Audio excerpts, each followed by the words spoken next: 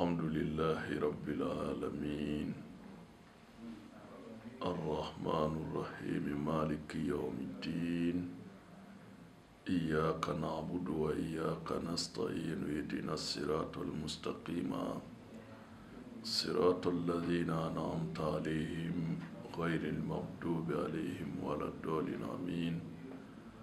اللهم صل على سيدنا محمد الفاتح لما أغلق والقاتم لما سبق ناصر الحق بالحق والهادي إلى صراطك المستقيم وعلى آله حق قدره ومقدار العظيم. الحمد لله ambe ala foka ala barkada ninye anduntoy anga emission kono noye seko ani dongo ale walanda dili kene seko ni dongo e jumei ala e niwo ninda ni kara dokelaye kake chesiribaye ibita soro ala be donia do dima abe fo de ma ki seko okuma o donia mi no bila que ça soit ka ke minize wala ka ke tayari bebi chati doni dodi o me mo min to shi kono ibi ka fe mi la bara o de ka donia donia ti komi karamogo doron de donia tigi la me donia o sigi sigi togo de tikili dobe kindo dugulen do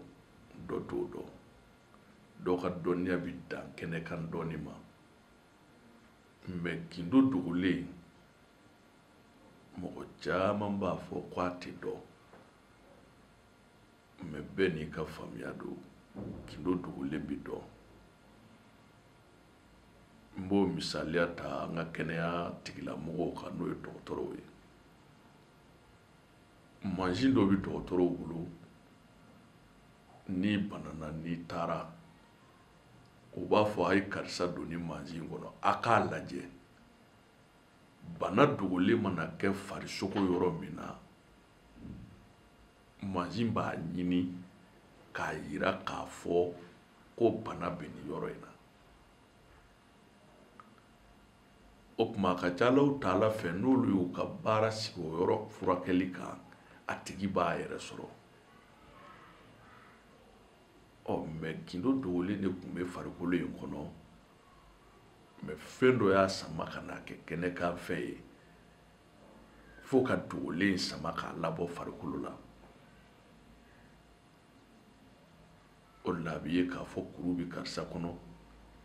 a y'a di a ka opere kuru ka bɔ exemple do ka ti pour que hakiliw ka kunu o kumana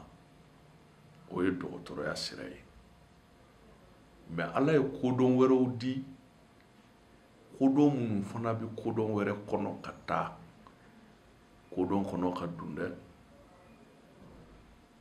kodɔn ye kabako fɛnba de ye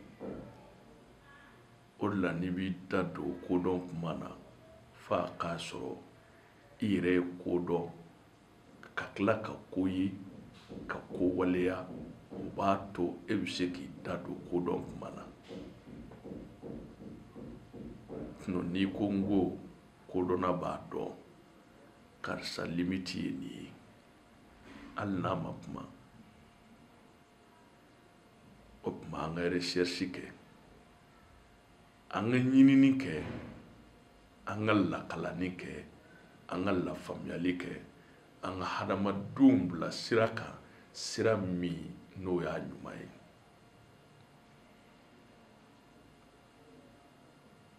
o kɔfɛ baden Ala ye ɲɛnɛmaya sigi piyo de kan karunu bɛɛ n'a ko don an bɛ karunu laban min na o waati ɲɛnɛmaya sigilen bɛ fɛn damadɔ de kan o fɔlɔ o ye ni kɛnɛya ye filanan o ye sɔrɔ ka labɔli k'i yɔrɔ n'a bɛ fɔ o ma nafolo n'i ye nin fɛn fila sɔrɔ diɲɛ laban tile in na a bɛ fɔ ko karisa a ye diɲɛ sɔrɔ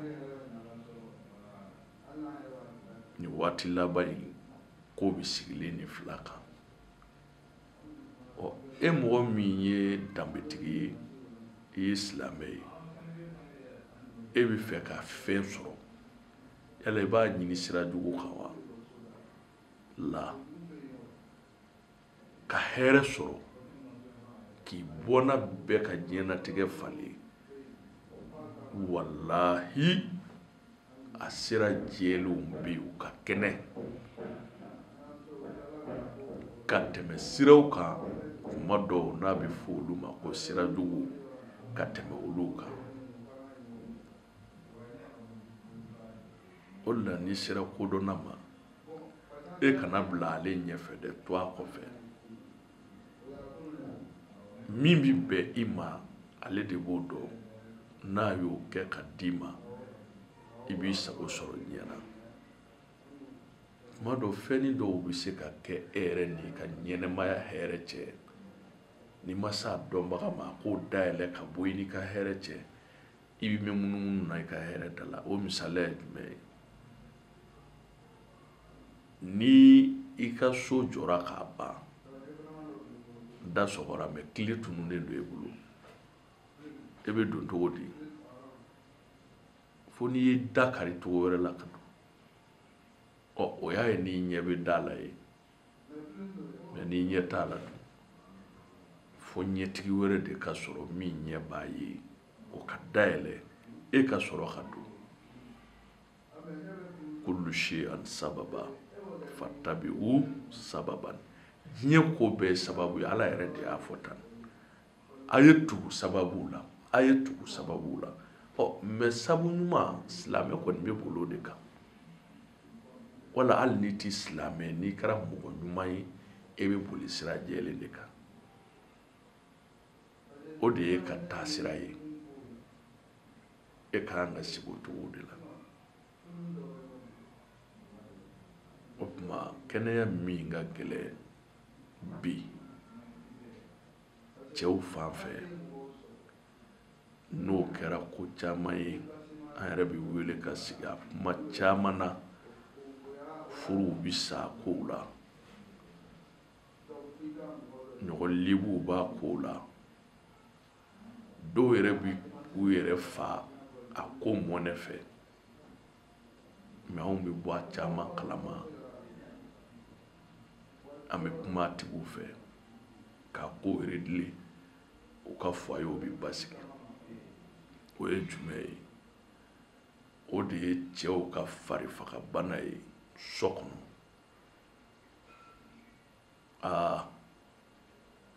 n balimakɛ kana sigi n'a ye an bɛ kangari min fana da hadamadenw ye problème min bɛ nin ko in na n'o ye farifagabana in ye e kana kɛ i ka wari ɲini sira ye dɛ n'i y'a kɛ i ka wari ɲini sira ye ti sa fiyewu f'Ala k'a kungo ɲɔgɔn si yɛrɛ ma anw ta ye hinɛ minɛ ye n'Ala y'a latigɛ bana se e min ma n'an ye ɲɔgɔn sɔrɔ Alahu Taala ta kɔfɛ i bɛ bɔ a degun kɔnɔ i b'i yɛrɛ sɔrɔ Alahu Taala ta kɔfɛ i bɛ bɔ a kɔnɔ i b'i yɛrɛ sɔrɔ parce que jinɛ setanew b'a bila dɔw la e bɛ muso dɔ furu i b'a sɔrɔ jinɛ setane dɔ b'a nɔfɛ o y'a cɛ de ye gindo la e tɛ min dɔn o bɛ e kɛlɛ muso in nɔfɛ a b'a problème de la wala muso dɔ bɛ yen kɔnkarasi de kɛra a nɔfɛ e y'a sɔrɔ dɔw tɛ sigi ten k'i filɛ o caman b'a la o b'i kɛlɛ dɔw bɛ limaniya sɔrɔ mɛ dɔw tɛ limaniya sɔrɔ o b'i kɛlɛ o bɛ se k'a bila i la ɲama dɔ bɛ se ka kɛ adamaden yɛrɛ la o bɛ na n'a ye dɔw n'a bɛ bange i t'a dɔn ko bana jugu don i t'a dɔn ko kojugu don f'i k'a tiɲɛni kɛ n'o ye o de la i b'a dɔn n y'a dɔ ye muso a nana d'a tigilamɔgɔ ma i dɔn ni kɔɲɔmuso nana di i ma o waatiw kuma dɔw nisɔndiya waatiw don mais